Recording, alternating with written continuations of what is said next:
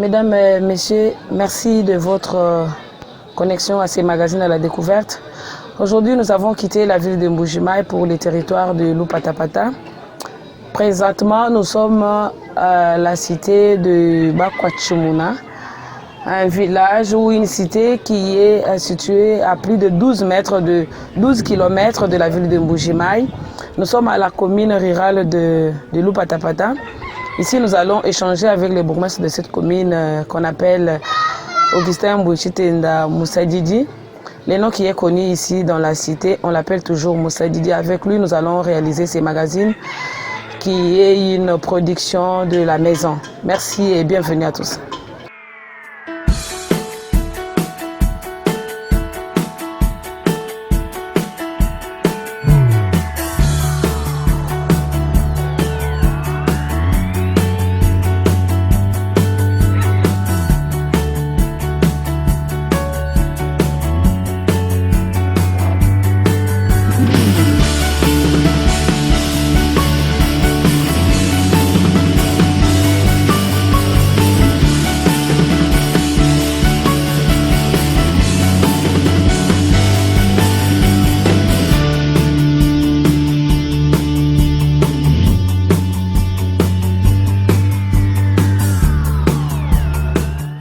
Comme annoncé, nous allons réaliser ces magazines avec les bourgmestres de la commune de Lupatapata.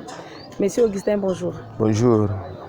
Merci de nous recevoir ici chez vous à Bakwachimuna. Tout le plaisir est pour moi de vous accueillir dans notre modeste demeure. Voilà, ça fait longtemps qu'on entend les gens parler de Lupatapata et aussi de cette cité de Bakwachimuna. Pouvez nous dire comment se présente la santé de votre entité? La santé du travail. Avec l'Éternel, on est en train d'avancer. On est en train de tout faire pour asseoir les choses au niveau de la commune et ça marche bien. Ça marche? Oui. Quelle est l'activité principale de la population du territoire de Lupatapata? Ici, précisément dans la commune, qui est le chef-lieu du territoire de Lupatapata, les gens s'adonnent principalement à l'exploitation artisanale des diamants. En deuxième position, c'est l'agriculture. Les gens, après la chute des diamants, les gens se tournent vraiment vers l'agriculture. Et en troisième position, il y a les petits commerces. Vous avez parlé de l'activité principale, les diamants, oui, l'agriculture et les petits commerces. Exactement. Et à vous entendre parler, on ne produit plus les diamants ici? Parce que vous avez parlé de la chute du diamant. Effectivement, les diamants ne se produisent plus comme avant. Comment ça? Il y avait trop de monde dans cette cité, il y avait des gisements partout. Et maintenant, les gisements sont en train de diminuer sensiblement. C'est la raison pour laquelle on a creusé même dans des maisons. Donc, on commence à creuser dans des maisons? Exactement. Alors, cela est dû à quoi? La rareté des gisements dans les extrémités, comme c'est dans les temps, la crise dans la population et la perte progressive de la conscience de la population. Je rappelle bien aux téléspectateurs que Philippe Augustin Mbouchitenda Moussa Didi, actuel bourgmestre de cette commune, est originaire de cette terre. Il a grandi ici, si je ne m'abuse pas. Oui. Relatez un peu nous la petite histoire. Comment vous êtes parvenu à étudier? Parce qu'on sait que là où il y a une mine, là où on exploite les diamants, on n'arrive pas à avoir des cadres intellectuels. Mais comment c'est arrivé avec vous? C'est une longue histoire, une belle histoire d'ailleurs. Toutes les générations d'avant nous et la nôtre même n'ont pas eu la chance d'accéder à des études. Non pas à cause d'eux-mêmes, mais parce qu'il n'y avait pas eu sur place les structures d'encadrement des jeunes. Pour dire qu'il n'y avait pas d'école.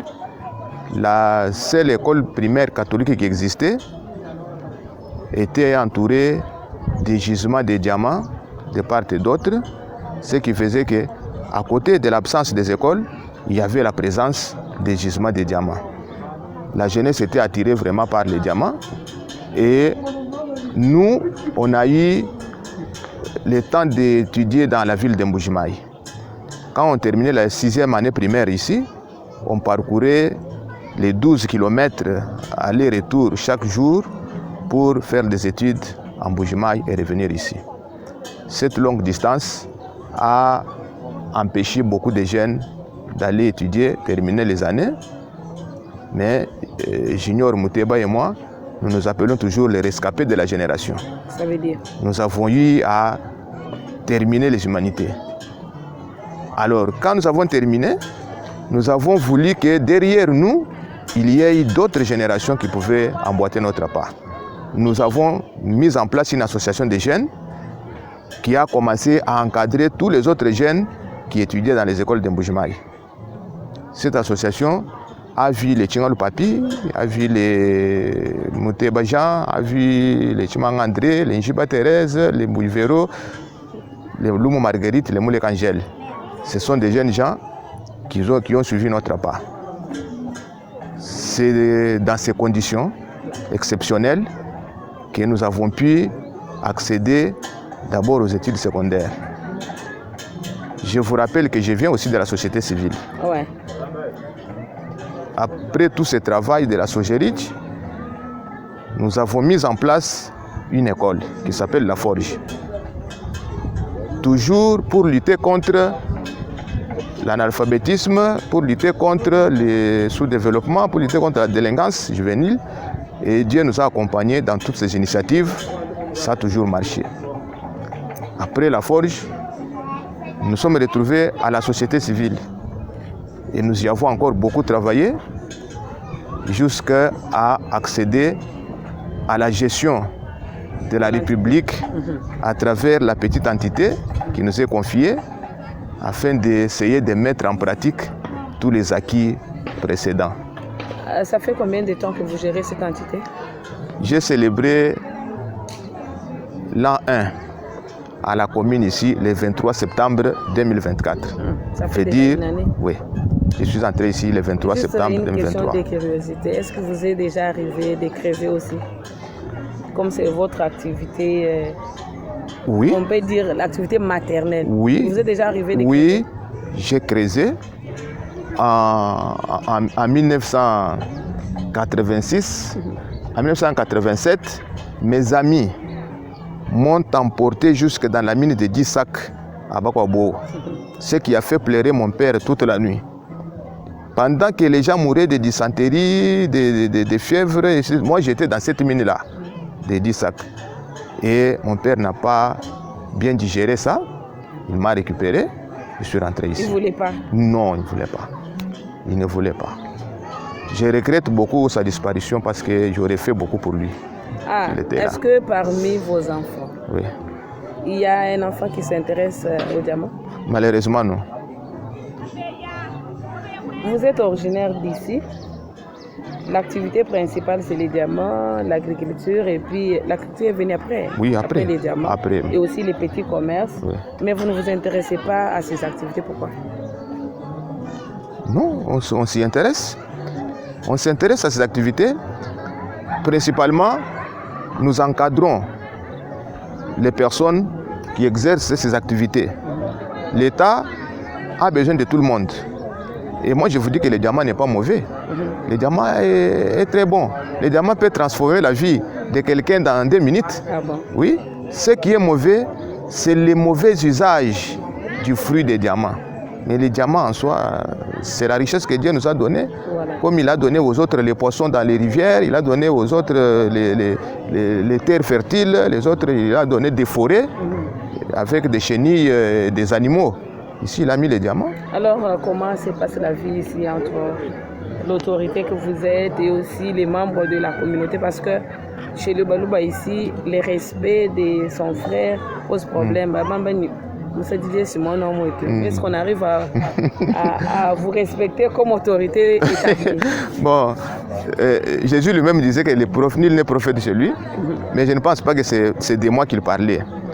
Quand j'ai commencé, donc je suis parmi avec les gens qui sont membres de la société civile, qui sont membres des familles, qui sont mes amis, qui sont les Bénémoulong, parce que moi je suis président des Bénémoulong de la génération de 70. Ah bon. Donc tous ces gens-là, ont toujours ces réflexes à un certain moment. Mais parmi eux, il y a quelqu'un qui dit non, tu t'es déjà autorité, il ne faut pas encore... Mais ces réflexes existent. Je les banalise.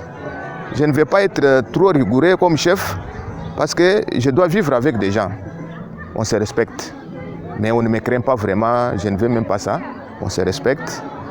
Et mes relations sont bonnes. J'organise presque toutes les semaines ici des séances d'échange avec les différentes couches de la population. Mais certaines poches de résistance ne manquent toujours pas. Mais nous gérons ça. Alors, en tant qu'autorité de cette entité, dans vos initiatives, qu'est-ce que vous rêvez de cette commune? Quel est votre rêve vraiment? Je rêve transformer cette commune en un grenier agricole de la province. Et j'ai déjà commencé. De la province? Oui, de la province. C'est un rêve. Les sols de la terre du territoire de Lupatapata, oui, est-elle riche? Regardez derrière vous. C'est un exemple. La terre est très riche. Les gens sont aussi très forts. C'est question de les encadrer, de les accompagner. La volonté est là. J'ai déjà fait affecter un agronome ici à la commune. En ce moment, cet agronome est sur terrain. Je lui ai dit d'identifier les vrais agriculteurs. Si on en a même 20, nous allons les accompagner. Et ces 20-là vont produire et nous allons présenter notre production à la fin de la saison. Nous allons sensibiliser tous les autres à s'investir sérieusement dans l'agriculture et dans l'élevage. Au Kasaï oriental, on connaît les autres territoires par rapport à leur apport au développement. Mais Lupatapata semble ne pas faire partie prenante dans la gestion ou dans la production. Par rapport à la rentabilité, nous voyons les autres territoires produire. Oui. Mais à Lupatapata, c'est comme s'il n'y a pas une production, il n'y a pas quelque chose qui peut intéresser. Vous, comme responsable de cette entité comme commune de Lupatapata, quel est le message que vous pouvez lancer aux autres membres de votre communauté ou ressortissants de votre communauté? Pourquoi on ne parle pas de ces territoires comme territoires viables au Kasaï oriental? D'ailleurs, c'est pour ça que je me suis lancé ce défi. Il faut affronter les choses difficiles. Marie-Agnès m'avait dit que l'idéal doit être élevé. On ne doit pas rêver petit, on rêve grand. Le message est que la volonté est là, la terre est là, et les techniciens sont là. C'est question de prendre des stratégies et des mécanismes efficaces pour arriver à de bons résultats. Comme je l'ai dit là, nous sommes en train d'identifier les véritables agriculteurs. Dans chaque village, il y a toujours des gens qu'on connaît qui sont en train de cultiver. Chaque fois qu'il y a un appui, malheureusement, l'appui tombe dans les mains des farceurs. On distribue les outils, vous retrouvez ces outils sur les marchés. On distribue les intrants, vous trouvez les intrants là-bas qui n'ont rien donné comme résultat. Mais depuis que je suis à la tête de la commune, je m'engage dans les suivis. Comme je l'ai dit là, nous arrivons dans votre champ, nous voyons les champs, nous vous donnons la machette, nous vous donnons la houe, nous vous donnons les semences. Comme ça, à la fin de la saison, vous verrez que comme les outils là sont tombés dans les mains des travailleurs, il y aura des résultats. On viendra ici pour évaluer. Effectivement. C'est pour ça que j'ai pris ce défi-là. On va évaluer. Pourquoi vous avez pris ce nom de Moussa Didi? À vous, j'ai fait une révélation. Je n'ai pas encore dit ça à quelqu'un. Le nom de Moussa Didi n'est pas venu dans les bons. Donc je me plaignais beaucoup. Si je n'avais pas ce nom avant, tous mes collègues de l'école savent que je m'appelle Titende Ilunga. Ilunga Christian là, c'est ça Ilunga mon père. Mais je disais à mon père ceci. Quand on dit la raison du plus fort est toujours la meilleure. Pourquoi? Mon père disait que non. Jésus et La Fontaine n'avaient pas donné un principe. Il regrettait comment la justice était rendue. C'est lui qui avait tort. Même s'il n'avait pas vraiment raison, on lui accordait la raison. Alors, je lui ai dit, pourquoi moi? Chaque fois, quand quelqu'un a un problème, je fais tout pour le défendre. Je fais tout pour lui rendre service. Et moi, quand j'ai un problème, même les personnes que j'ai défendues font semblant. Pourquoi moi, quand j'ai quelque chose, je partage. Mais quand je suis dans les besoins, je ne vois même pas quelqu'un qui peut venir à mon secours. Alors mon père disait, toi tu es né pour servir. Ne te plains plus de ça. Et chaque fois quand je voulais me plaindre, il disait, ne te plains pas, toi tu es Moussadidi. Sers toujours, c'est Dieu qui paye. C'est comme ça qu'à partir de cet âge-là, lui m'appelait comme ça. Et c'est resté. Et ma femme se plaint aussi que tu avais pris ce nom-là, maintenant ce nom est en train d'agir sur toi. Et le nom-là agit. Aujourd'hui, si vous m'appelez même dans la nuit, que vous avez besoin d'un service de ma part, je viens. Si vous tombez dans une situation qui demande que je vienne intervenir, je viendrai. Même si je ne vais pas, même si on me fait très mal, je décide de ne plus rien faire. Après quelques minutes, je me retrouve toujours en train de faire ce que j'avais refusé de faire. Merci beaucoup pour cette révélation. Dites-nous quand est-ce que la commune a été créée et comment vous êtes parvenu à fonctionner? Avant, comme vous l'avez dit, ici, il y avait une cité. Vous voyez qu'à Bakwachimouna, il n'y a pas de lotissement. Or, chaque chef-lieu du territoire a des parcelles, des avenues, des quartiers. Vous voyez Miabi, vous voyez Katanda, vous voyez Chilenge, vous voyez partout, c'est comme ça.